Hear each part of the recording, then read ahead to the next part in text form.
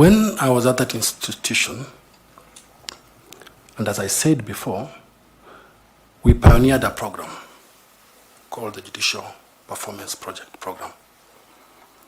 And there was a lot going on. And we moved in at a time when the new constitution had actually come into place. And therefore, we are pioneering reforms in the judiciary. Some of the things we were dealing with were issues of computerization of the entire judiciary. The other things we were doing or dealing with in that project was the issue of construction of courts across the country. And we had a target, said we want to have about 47 courts in each county. For now, they have them in each county. That was the project. In the process, and this project had a lot of financial scrutiny.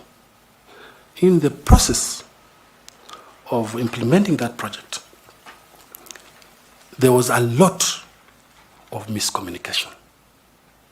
There was a lot of discommunication, disinformation. People didn't understand what was going on. So when there were issues or investigations touching on one of the courts that had not been constructed, the investigating agencies heard about it and moved into the institution. Fortunately, there was pure miscommunication because that particular court had been constructed in a different site. So when that happened, of course, challenges like that arise, and we learn lessons from that. The correct information was given to them, and eventually that claim was dropped. And I have given the ruling and supplied the ruling, which clearly says that. So that is what happened. So in terms of loss of money, there was no loss of money, and it's in the public domain. In terms of whether that court was constructed, yes, it was constructed, and they know where it is. So that is what happens. But I must say, in public service, you serve, and while you are serving, you don't understand what will hit you. The only thing that can save you in public service is doing the right thing. Sticking with the law, staying with the law. Rumor can come up in public service to completely finish your career. But in the eventuality, in the long run, you know, rumor twists and turns, but truth stays straight and narrow.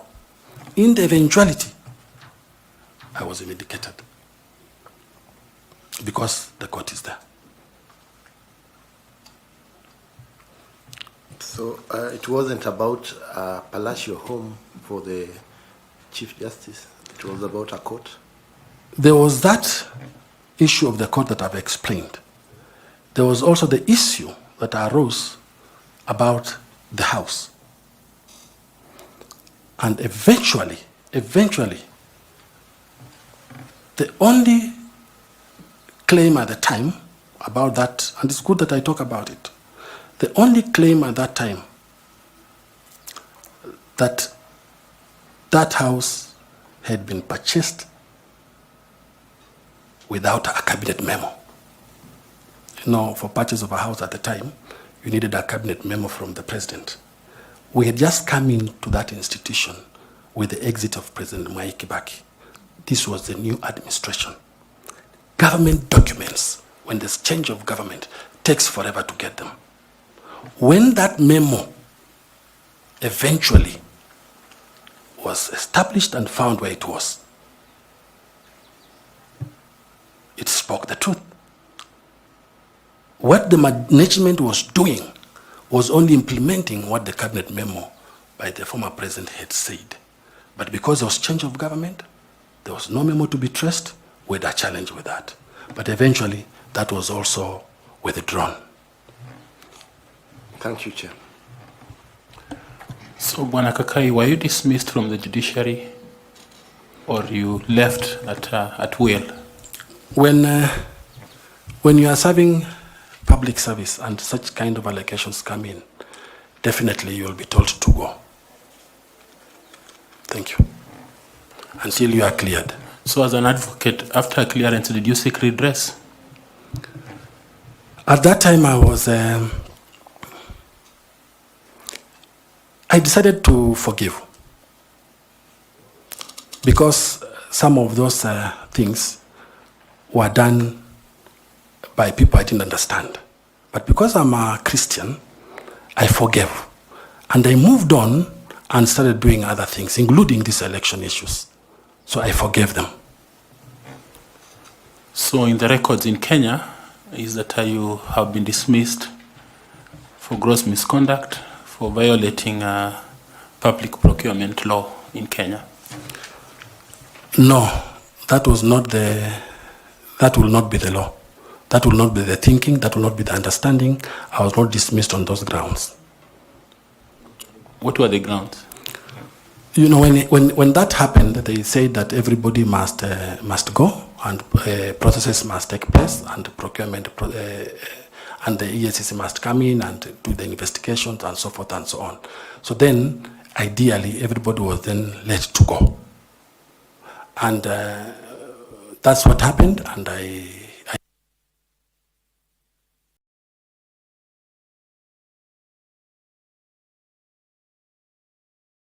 checking your documents, there are some rulings that you've put in your documents, and those rulings were, I think there are two rulings, one at the Magistrates Court and another one at the High Court. And actually, it was about withdrawal of the case by DPP. But I've not heard you mention anything about it, or that's a different case from what my colleague had just asked. Oh, thank you. It's not clear what you're explaining and the documentation that you've submitted. Thank you very much. Thank you. I think what I've submitted are two rulings. And those two rulings were the ones that withdrew those criminal cases that were there. The ones that I spoke about, the CJ House and also the Mavoko Court. Those are the rulings that I've submitted. And that's the ruling that came from the High Court when the cases were withdrawn. And they're on record. Okay, Caro, do you want to engage a bit? Yes, Chairman, thank you. So, Mr. Kakai, is the cases were withdrawn under Section 210? Or on what basis did the DPP withdraw the cases?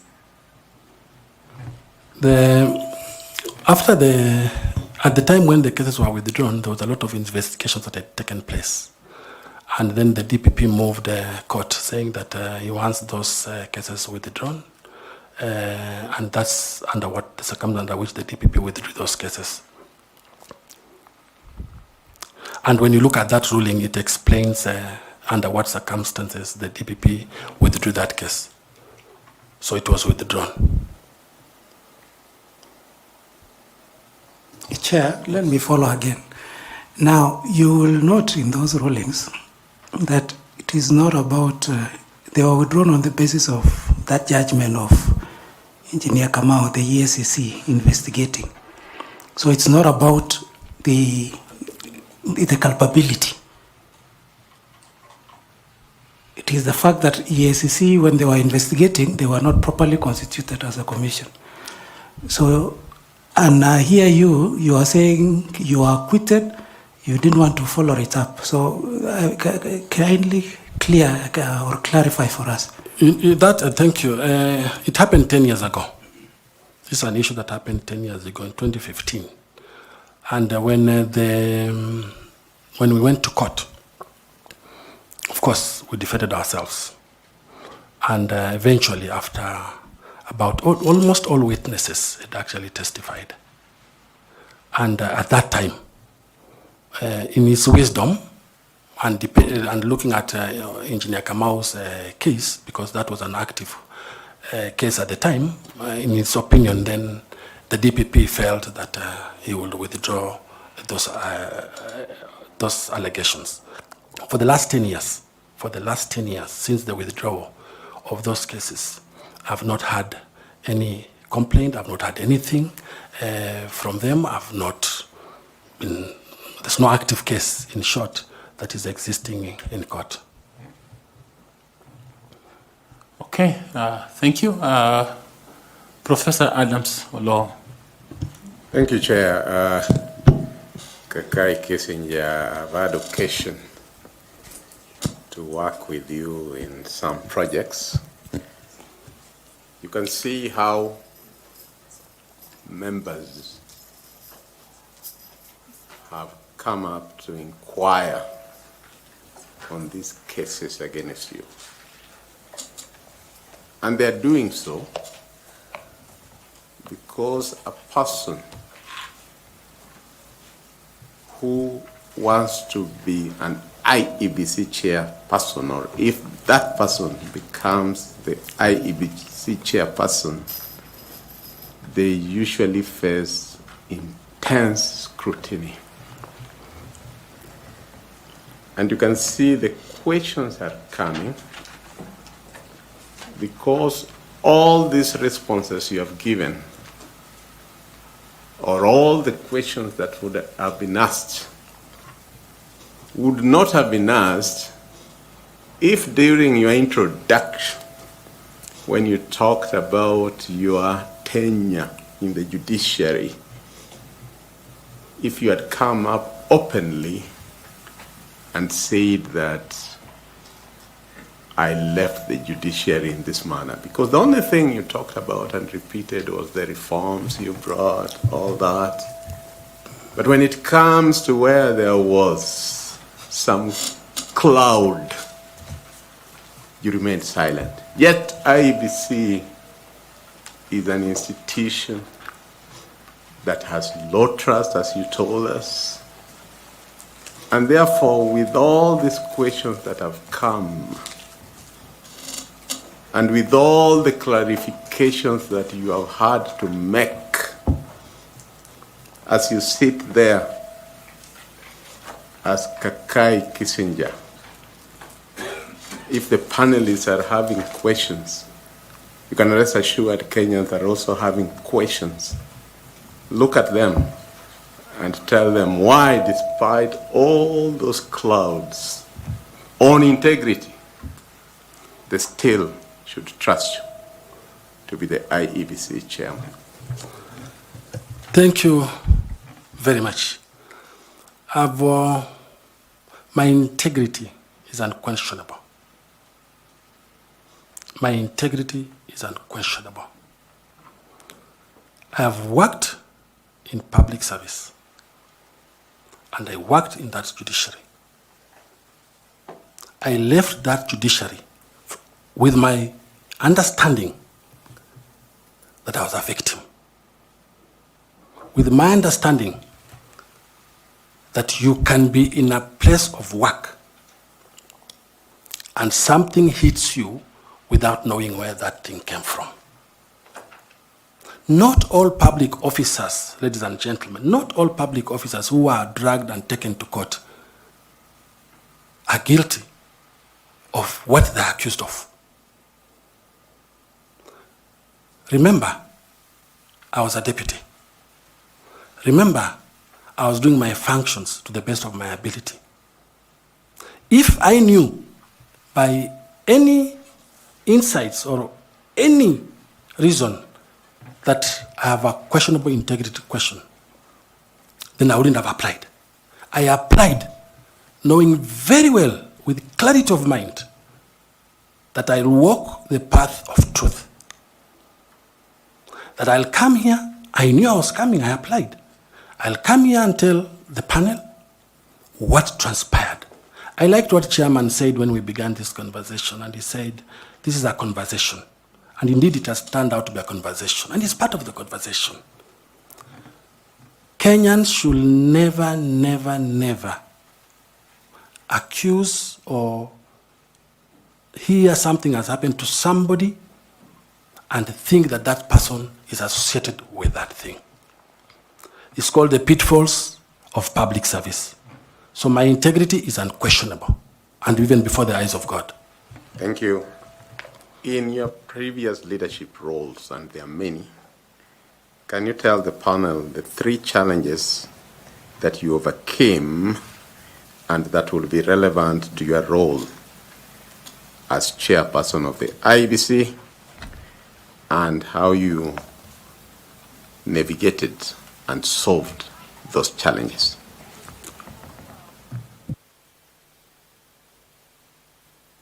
Don't have to be 3. If it is only 1, also you can just tell us 1. One of the biggest challenges that I've ever faced in my career and how I navigated around them was the issue of reforms that I was working on in the governance sector. It was very difficult during the GGL loss to push through any idea of reforms without going through a lot of bottlenecks. So that reform issue was a big challenge. How did I, and yet you want to reform because you want something to help you achieve what you want to achieve for the good of the country. So in GGL laws under the then Minister of Justice, what we did was to enlarge stakeholder consultation on those issues of reform, enlarge the capital, and explain to them the importance of these very salient reforms. So it's through enlargement of stakeholder engagement and communication that we were able to navigate that issue of reforms. That is the main obstacle that I engaged and how I managed it. Thank you, Chair. Thank you. Do you have some quick questions you want to ask, or do you want to allow me to follow up on something he has said? Maybe you follow up? Yes, let me follow up, then you Then I come from the... I have a reference here from one called Gladys J. Boss, who claims that she knew you as she was a Deputy Chief Executive Officer at IEC, and that time you're working for GIZ, and that between 2011 and 2014, you worked under her as a Deputy Chief Registrar of the Judiciary. And says that while I was the Chief Registrar of the Judiciary at that time, during your tenure, she says, as the Deputy Registrar of Judiciary, Mr. Kakai Kissinger was allocated with overall duties and responsibilities, including day-to-day management of the judiciary, with the responsibility of overseeing this number of staff, employees, and external fundraising of projects. And she confirms that you managed what you have said, the Judicial Performance and Improvement Program, and recommends you highly, but seems to commend you in the things you have said, indeed, but seems to indicate, even though you have said you were a deputy, and that this matter that we have talked about, you seem to have had good responsibility and oversight over. And so I think for me, as sitting where I am, it will have been prudent for you to seek a judicial remedy, so that this is not a matter that is going to follow you if you seek a position in public service, because the matter remains documented, and it's not a good record for you. And for the position that you are seeking, we are required to be able to do due diligence over such matters. And you being an advocate of the High Court, then you should be able to seek remedy. But Carol has her hand up. I want to hear what she wants to say. Thank you so much, Mr. Chairman. Mr. Kakai, allow me to just follow up on a small issue from the court decision. I've had the chance to look at it, and yes, it's true that the court did allow the DPP to withdraw the case against you and your co-accused in that matter. Now, two things come to my mind. Number one, we have had a candidate who came here yesterday and told us that as a panel, as the selection panel that is recommending persons for appointment as chairperson and members of the IEBC, we should be looking for a candidate that, in his words, is like a Caesar's wife, beyond reproach. It's a very high standard of ethics and integrity, if you look at it in that way. Now, it is a fact that, indeed, at one point in your life, the EACC recommended to the DPP for your prosecution. It is also a fact that the DPP agreed with the findings and recommendations of the EACC and actually charged you in court. Sadly, that process did not come to an end because of perhaps a technical issue with the composition of the EACC. So as I sit here now, I am not able to say whether or not these alleged serious allegations about public finance, public procurement, and abuse of office, allegations against you were established and or not. So your name is still being dragged into the mind. So my concern is, since 2017, when the withdrawal happened, I hear you when you say that the EACC, the DPP, has not taken any other action. There has been public outcry out there on the DPP's processes for withdrawal. So I just need to get your comment and clarification on whether or not there could have been political interferences. And I'm saying this very respectful and with very minded of who your co-accused persons were in that matter and the spaces they occupy today. Could there have been any political interferences why, subsequent to the constitution of the EACC, no other charges or any steps were taken? And what do you say about the fact that these allegations continue to follow you 10 years later, as you say? I don't, thank you very much for that question. I do not think, I'm not a politician, I can't speak on behalf of a politician, but I do not think that there was any political interference. As I explained earlier, the issues that arose at that time was pure miscommunication and not understanding what happened, and the EACC moved in. So I wouldn't think that there's any issue that political interference has happened, because this, as I said again, happened 10 years ago. In terms of the approach and in terms of my understanding to the process that took place, and I said and I repeat, we had gone through all the witnesses. And at the time when now EACC DPP was withdrawing, most of the witnesses had taken stand. And they knew clearly where the case was going to go. And they could see, because now the evidence was sufficient enough.